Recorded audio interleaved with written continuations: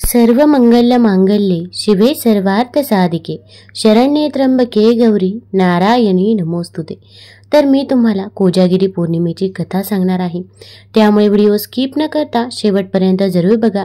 चॅनलमध्ये नवीन असाल तर चॅनल लाईक करा आणि सबस्क्राईब देखील करा।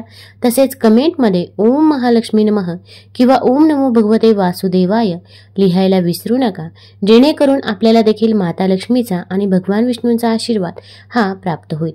तसेच ही कथा जर आवडली तर आपल्या मित्रपरिवारासोबत जरूर शेअर करा। कोजागिरी पौर्णिमा हा अश्विन पौर्णिमेला येणारा हिंदू धर्म संस्कृतीमधील महत्त्वाचा दिवस मानला जातो।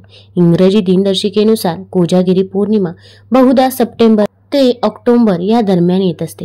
कोजागिरी पौर्णिमा ही उजाळाची रात्र असल्यामुळे या रात्री चंद्रांची किरणे दुधात पडतात, त्यामुळे जे आटवणारे दूध असते तर ते औषधीयुक्त तयार होऊन आपल्या शरीरासाठी उपयुक्त असते। कृषी संस्कृतीमध्ये या दिवसाला विशेष महत्त्व आहे। या पौर्णिमेला माणिकेतारी म्हणजे मोती तयार करणारी पौर्णिमा असेही संबोधले जाते। हिंदू मान्यतेनुसार या पौर्णिमेच्या दिवशी साक्षात लक्ष्मी देवी चंद्रमंडळातून पृथ्वीवरती येत असते आणि मध्यरात्री को जागती म्हणजे कोण जागत आहे असे म्हणत मनुष्याचे प्रयत्न पाहत पृथ्वी तलावर संचार करत असते, अशी देखील धारणा आहे। मान्यता आहे की कोण जागे याचा मतितार्थ आहे कोण सजग आहे आणि ज्ञानासाठी आतुर आहे असे देवी विचारत असते। आता या दिवशी पौर्णिमेच्या दिवशी जर आपण रात्री जागलो तर आपल्याला माता लक्ष्मीचा आशीर्वाद हा प्राप्त होतो असे देखील म्हटले जाते। मध्यरात्री कोजागिरीचा उत्सव करतात। दूध आटवून मध्यरात्री अगदी 12 वाजता चंद्रप्रकाशात ते सर्वजण दूध प्राशन करत असतात। चंद्रप्रकाशात असे आटवलेले दूध म्हणजे अमृतच होय। जो कोणी तोपर्यंत जागेल त्याला त्या अमृताची प्राप्ती होते, अन्यथा नाही।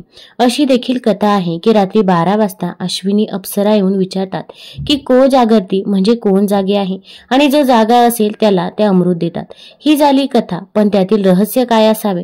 जागृत कोण आहे, कोण जागतो? भगवद्गीतेमध्ये देखील म्हणतात, या निशा सर्व भूतांना तस्या जागृती संयमी यस्या जागृती भूतानी सा निशा पश्यतो मुने।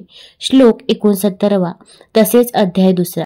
ब्रह्मपुराणात या व्रताची कृत्ये थोडी निराळी सांगितली आहेत। रस्ते झाडावेत, घरे सुशोभित करावे, दिवसा उपवास करावा, गृहद्वाराजवळ अग्नी प्रज्वलित करून त्याची पूजा करावी, चंद्राची पूजा करून त्याला दूध व खिरीचा नैवेद्य दाखवावा, भार्येसह रुद्र, स्कंद, नंदीश्वर ज्यांच्याकडे गायी असतील त्यांनी सुरभी, मेंढे बाळगणाऱ्यांनी वरुण, हत्ती बाळगणाऱ्यांनी विनायक व घोडे बाळगणाऱ्यांनी रेवंत व निकुंभ या देवतांची पूजा करावी।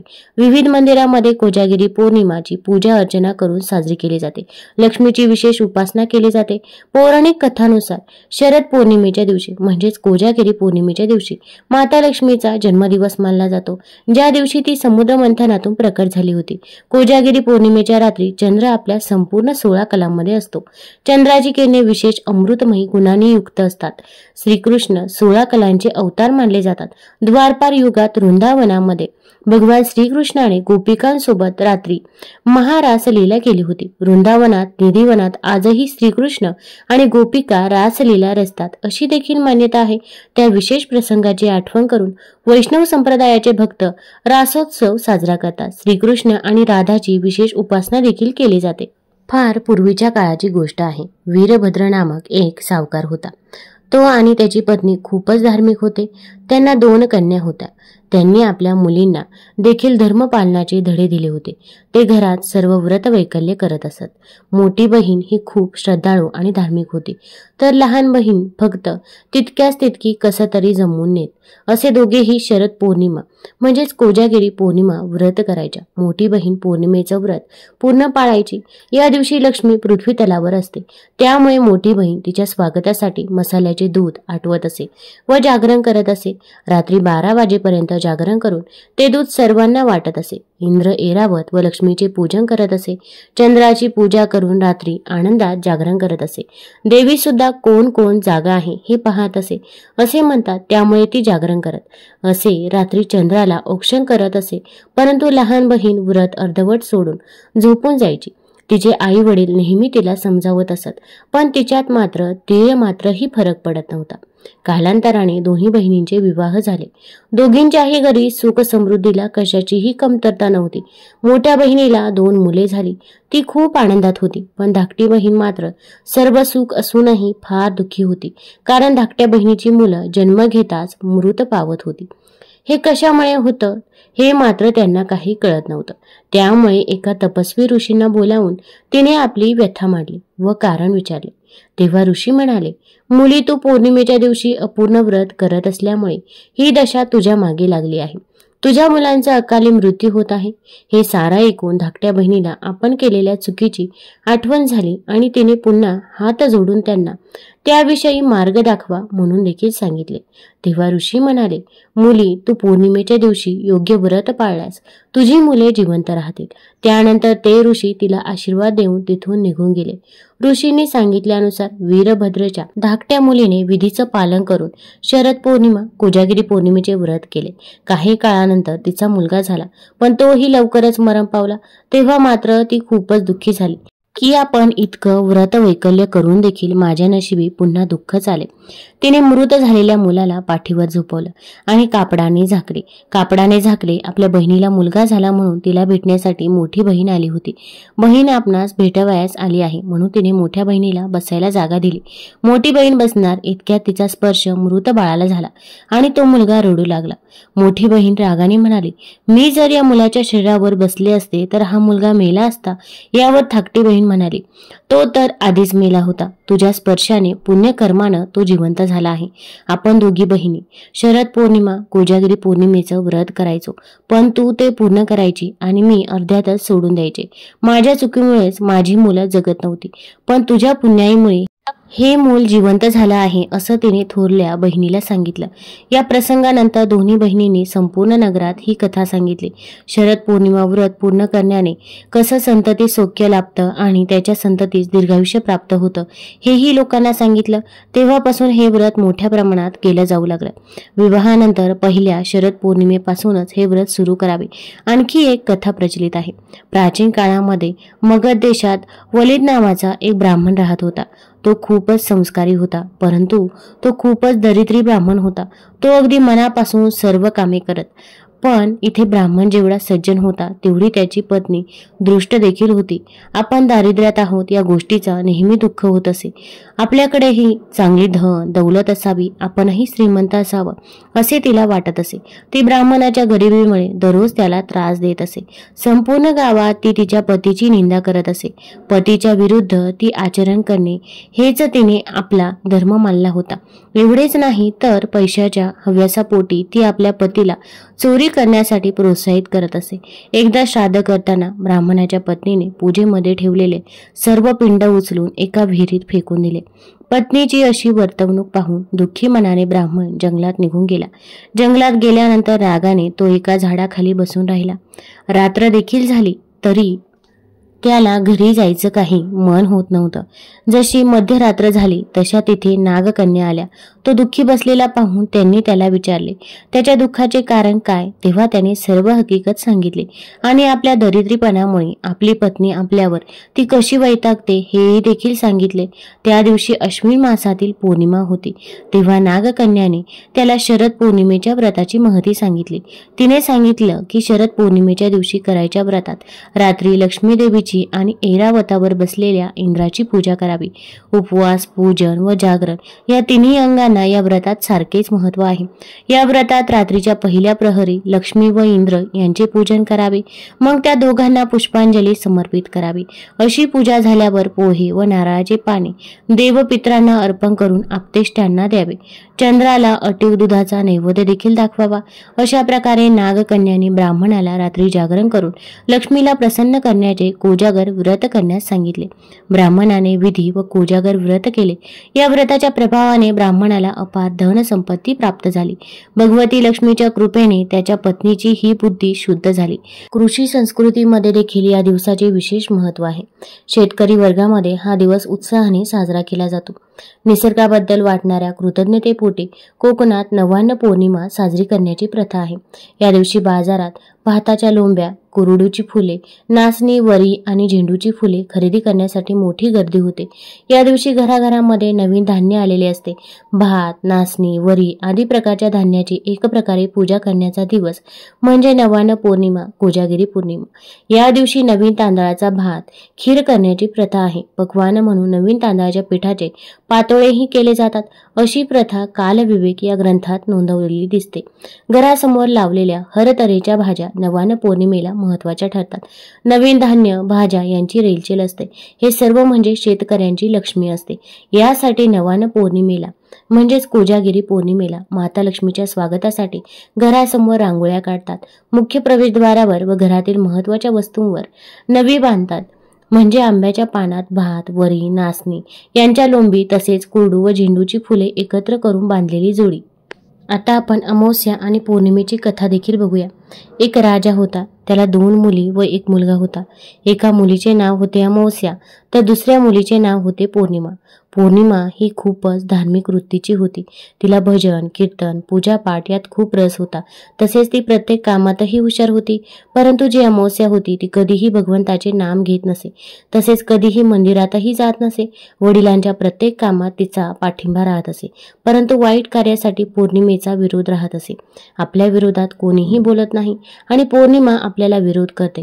या गोष्टीचा राजाला खूप अपमान वाटत असे. म्हणून राजा फक्त अमावस्येचेच लाड करत असे आणि तिचे सर्व हट्ट देखील पुरवत असे. पौर्णिमेला अमावस्येचे पूर्वीचे जुने कपडे घालायला द्यायचे. काही दिवसात राजाच्या मुलाचे लग्न झाले. घरामध्ये नववधू आली. अमावस्या तिलाही नेहमी घालून पाडून बोलत असे आणि सारखी दमदाटी देखील करत असे. परंतु पौर्णिमा आपल्या वहिनीला घर कामात मदत करीत असे. देवांच्या गोष्टी गाणी सांगत असे. वहिनीला घेऊन मंदिरात जात असे.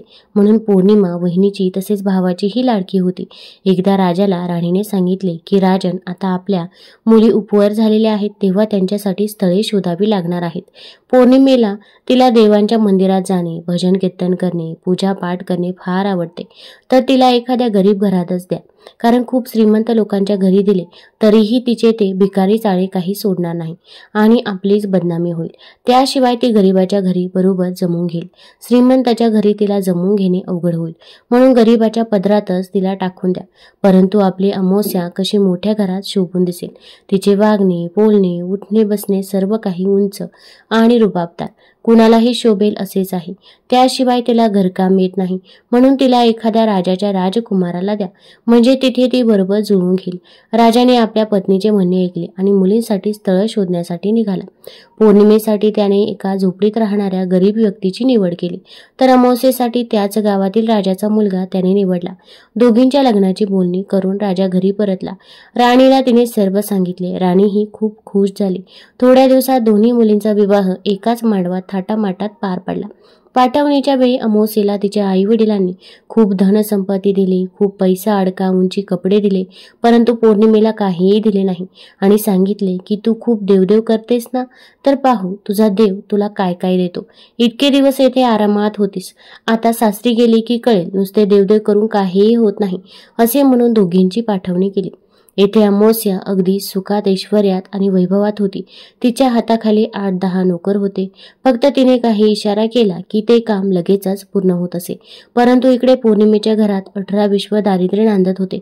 एक वेळ खाल्ले तर दुसऱ्या वेळी खाण्याची चिंता लागत असे. दिवस रात्र कष्ट करून दोघे पती पत्नी कसे तरी दिवस ढकलत होते. त्यातच 7-8 वर्ष देखील निघून गेली. आता अमावस्येला आणि पौर्णिमेला दोघींनाही 2-2 मुले होती. इतक्या वर्षानंतरही पौर्णिमेच्या परिस्थितीमध्ये काहीही बदल झाला नव्हता. त्यात आई वडिलही गेले. तसाही तिला आई वडिलांचा कोणताही आधार नव्हता. एकदा अमावस्येने तिच्या पतीच्या इच्छेखातर घरात मोठी पूजा ठेवली होती. तिने संपूर्ण गावाला आमंत्रण दिले. तिची सख्खी बहीण गावात असूनही तिने तिला बोलवलं नाही. ती गरीब आहे, ती आली तर माझी मान खाली जाईल असे तिला वाटले. परंतु पौर्णिमेला देवाधर्माची फार आवड. त्यातल्या त्यात संपूर्ण गाव अमावस्येच्या घरी जाऊ लागला. पौर्णिमा बाहेरच बसलेली होती. तिच्या शेजारच्या स्त्रीने विचारले की तू आज पूजेला येत नाही का? तुझ्या तर सख्या बहिणीकडे पूजा आहे. तू तर प्रत्येक ठिकाणी पूजेसाठी हजर असते, मग येथे तर तुला यावंच लागेल. पौर्णिमेने विचार केला की ती मोठी पूजा, तिची तयारी यात बहीण मला बोलवायची विसरली असेल किंवा तिला वाटलं असेल बहीण आहे तर तिला कशाला आमंत्रण द्यायचे, तर आपणही कशाला मानपान घेत बसायचे. तसे देवाचे काम आहे, गेल्याने आपल्याला कमीपणा थोडंच येणार आहे असा विचार करून ती आपल्या पतीला आणि मुलांना घेऊन अमावस्येच्या घरी गेली. अमावस्येने तिला पाहिले परंतु तिच्याकडे काही लक्ष दिले नाही. एका नोकराकडून तिला निरोप पाठवला की तुला बोलवणे नाही तरी तू निर्लज्जासारखे आली आहे. आता आली आहेस तर गुपचूप एका कोपऱ्यात बसून राहा, घरात इकडे तिकडे पाहू नकोस, नाही तर माझ्या वैभवाला माझ्या ऐश्वर्याला तुझी नजर लागेल. नोकराने असा निरोप पौर्णिमेला दिला. तिला फार वाईट वाटले परंतु ती काहीही बोलली नाही. तिने तिच्या नशिबाला दोष दिला. ती भगवंतांना म्हणाली, हे देवा, मी तुमची इतकी पूजा केली, आराधना केली, याचे मला हेच फळ का? माझी परिस्थिती कधी सुधारणार नाही का? किती दिवस हे मी भोगतच राहणार? उद्यापन संपले, सर्वांनी प्रसाद खाला. अमावस्येने मुद्दाम पौर्णिमेला प्रसाद दिला नाही. ती तशीच निघाली. तिला खूप वाईट वाटलं. तिचा पती व मुले ही प्रसाद न खाता निघाले. वाटेत तिला वाटले की आता घरी जाऊन मुले विचारतील की मावशीनं काय दिले, तर काय सांगावे, म्हणून तिने आपल्या पतीला व मुलांना सांगितले की मी खूप दिवसांपासून माझ्या माहेरी गेले नाही, म्हणून आज माहेरी जाते व उद्या लगेचच परत येते. असे म्हणून अर्ध्या रस्त्यातूनच ती माहेरच्या रस्त्याला लागली. रस्त्याने जाता जाता तिला एक तुळस दिसली. तिथेच एक खूप म्हातारी बाई बसलेली होती. तिने पौर्णिमेला आवाज दिला आणि सांगितले की पोरी, अगं हे तुळशीचं वृंदावन खूप खराब झालं आहे. तुळस ही वाळत आहे. जरा तेवढे वृंदावन स्वच्छ करून तुळशीला पाणी घातले तर खूप चांगलं होईल. माझ्याच्याने आता इतकं उठवत नाही, म्हणून तुला सांगते पोरी. पौर्णिमाने लगेचच ते संपूर्ण वृंदावन स्वच्छ केले, धुवून टाकले आणि तुळशीला पाणी टाकले. सर्व परिसरही स्वच्छ केला आणि जाण्यास निघाली. तर म्हातारीने विचारले, कुठे निघालीस? तर ती म्हणाली, मी माहेरी जात आहे, उद्या लगेचच परत येईल. म्हातारीने पौर्णिमेला सांगितले की ज्यावेळी परत जाशील त्यावेळी मला भेटून जा. पौर्णिमा हो म्हणाली आणि पुढे निघाली. तर तिला एक महादेवांचं मंदिर दिसले. तिथे खूप वृद्ध म्हातारा बसलेला होता. त्या म्हाताऱ्याच्या दाढी मिशा वाढलेल्या होत्या, धोतर फाटलेले होते. काठीचा आधार घेऊन तो म्हातारा चालण्याचा प्रयत्न करत होता. जरा मला हे मंदिर झाडायला मदत करशील का? आणि मला आंघोळ करायची आहे, तर 2 बादल्या पाणी आणून दे. कामाची सवय होती. तिने पटकन झाडू हातात घेतला आणि संपूर्ण मंदिर झाडून पुसून लख्ख केले. त्यानंतर विहिरीतून 2 बादल्या पाणी काढून आणले. बाबांना छान आंघोळ घातली. मग मंदिरात गेली. देवादिदेव महादेवांनाही स्नान घातले. तेव्हा ते देव महादेवांचे पूजन केले आणि जाण्यास निघाले. तर ते बाबा तिला म्हणाले, पोरी जेव्हा परत येशील त्यावेळी मला भेटूनच जा. तिने हो म्हटले आणि पुढे निघाली. तर पुढे तिला एक कालिका देवीचे मंदिर लागले. तेथेही एक स्त्री बसलेली होती. तिने तिला सांगितले की झाडावरील ही फळे तोडण्यासाठी माझी मदत कर. पौर्णिमा तेथे गेले. झाडावरची सर्व फळे तोडली. खाली पडलेला पाला पाचोळा झाडून स्वच्छ केला आणि संपूर्ण परिसर स्वच्छ केला आणि जाण्यास निघाली. तर ती स्त्री तिला म्हणाली, तू जेव्हा कधी परत येशील तेव्हा मला भेटून जा. पौर्णिमेने तिलाही हो सांगितले आणि निघाली.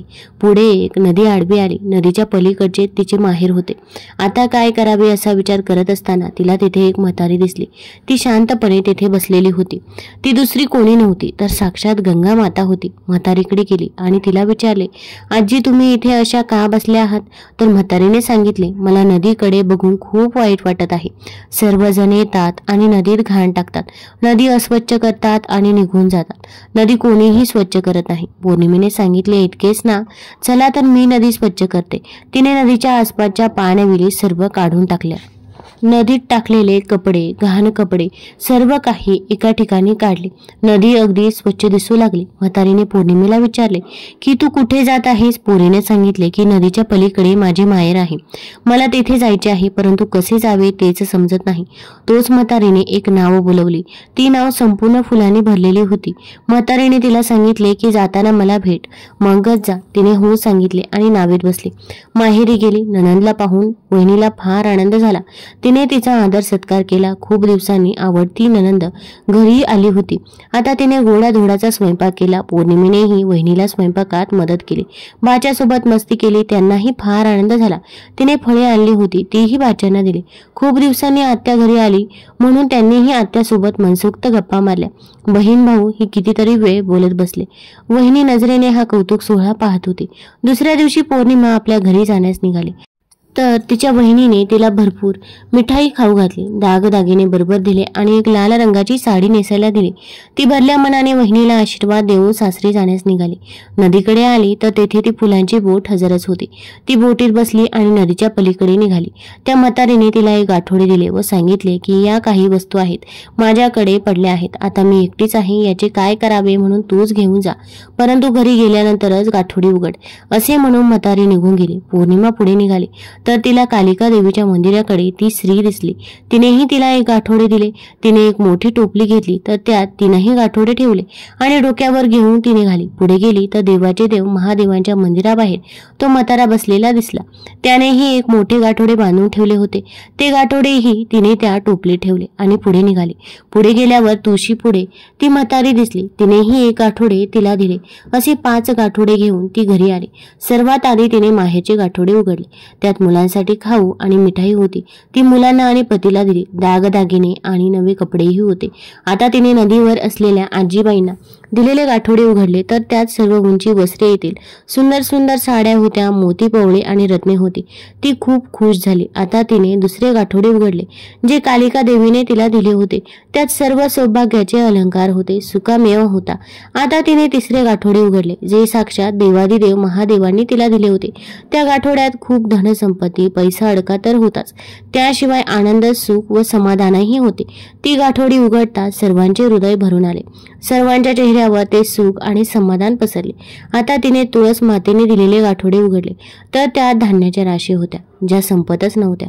अशा प्रकारे तिच्या घरात खूप संपत्ती, पैसा, अडका, अन्नधान्य आले. त्यांची परिस्थिती सुधारली. त्यांच्या घरातील धन वाढतच चालले होते, ते संपतच नव्हते. तिनेही एकदा विचार केला की भगवंतांनी मला इतके धन दिले, इतके काही दिले, मी इतरांच्या घरी पूजेसाठी तर नेहमीच जाते, आपल्याही घरी पूजा करावी यासाठी तिने खूप मोठ्या प्रमाणावर पूजेचं आयोजन केले. वहिनीला आणि भावालाही बोलवलं, तसेच अमावस्येलाही बोलवलं. अमावस्या आली. हे सर्व वैभव आश्चर्यचकित झाले. पूजेनंतर खूप मोठा प्रसादाचा कार्यक्रम झाला आणि त्यानंतर सर्वांना एक एक मूठभर रत्ने, मोती पवळे दिले गेले. अमावस्या हे पाहून खूपच आश्चर्यचकित वाटले. तिने पौर्णिमेला सांगितले की हे सर्व काय आहे, तू इतके पण कुठून मिळवले, आजपर्यंत कोणीही दक्षिणा कोणाला दिली नाही आणि आज तू चक्क प्रसाद भेट म्हणून सर्वांना मोती पवळे वाटत आहेस. त्यावेळी तिने सर्व हकीकत बहिणीला सांगितली. अमावस्येने प्रसाद न घेता तिथून निघाली. विचार केला की मीही उद्या लगेचच जाऊन अशी सर्व धनसंपत्ती घेऊन येईन. दुसऱ्या दिवशी ती माहेरी जाण्यास निघाली तर रस्त्यात तिला तुळशीजवळ एक म्हातारी दिसली. तिने तिला सांगितले की पोरी जराही वृंदावन स्वच्छ कर आणि तुळशीला पाणी टाक. तर अमावस्येने तिला सांगितले, ए बाई, मी ही असली कामे करणार, तुला काही वाटते का की आपण कोणाला काय सांगत आहोत? माझे कपडे खराब होतील, मला वेळही नाही, चल जा, तूच कर, असे म्हणून ती पुढे निघाली. पुढे तिला देवादिदेव महादेवांच्या मंदिराबाहेर एक वृद्ध म्हातारा दिसला. त्यानेही तिला मंदिर परिसर झाडायला सांगितले. तर तेथेही तिने असेच उलट उत्तर दिले आणि सांगितले की तुम्हाला बसल्या बसल्या काय काम आहे तेवढे तर करा, आणि तेथून पुढे निघाली. कालिका देवीच्या मंदिरातही असेच झाले आणि नदीकडेही असेच झाले. आता तिला नदीच्या पलीकडे जायचे होते तर तिने म्हातारीला नाव आणायला सांगितले. म्हातारीने नाव बोलवली, परंतु त्यात सर्व काटे कुटे भरलेले होते. त्याच्याच ती एका बाजूला बसली. तिच्या पायात काटा देखील टोचला. तिचा पाय रक्तबंबाळ झाला. तशीच ती लंगडत लंगडत माहेरी गेली. तिच्या बहिणीने तिला पाहिले तर तिला खूप राग आला. हिचे आई वडील होते तोपर्यंत आपल्यावर खूप रुबाब केला हिने, आता हिचे काहीही ऐकायचे नाही असे म्हणून तिने त्याच्याकडे लक्ष दिले नाही. नणंद आली म्हणून तिने काही नवीन केलं नाही. घरात रोजचा स्वयंपाक केला, तो अमावस्येने गुपचूप खाल्ला. रात्र कशीबशी काढली आणि दुसऱ्या दिवशी घरी जाण्यास निघाले. भाऊ व भाचेही अमावस्येच्या येण्याने आनंदी नव्हते. तिने बहिणीला सांगितले, मी इतक्या दिवसांनी आले आहे, घरी परत जात आहे, काहीतरी देना. पौर्णिमेला कसे दिले होते तर तिने सांगितले, तुम्हाला जड ओझे उचलता येणार नाही, तुम्ही पुढे जा, मी मागून पाठवून देते. ती खूप आनंदी झाली आणि निघाली. नदीकडे म्हातारीलाही तिने सांगितले, आजी तुम्ही पौर्णिमेला कसं गाठोडं दिलं होते, आता मलाही द्या. तर म्हातारीने सांगितले, तुला कामाची सवय नाही, तू ते ओझी कसे उचलणार, मी तुझ्या घरी पाठवून देते. असेच कालिका देवीच्या मंदिरात, देवादिदेव महादेवांच्या मंदिरात आणि तुळशीकडेही झाले. ती खूप आनंदाने घरी आली. तोपर्यंत तिचे नोकर 5 गाठोडे घेऊन आले होते.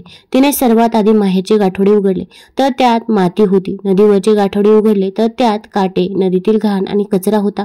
कालिका देवीच्या मंदिरातील गाठोडे उघडले तर त्यात सडलेली फळे आणि काटेकुटे होते. देवांचे देव महादेवांच्या मंदिरातील गाठोडे उघडले तर त्यात साप आणि विंचू होते.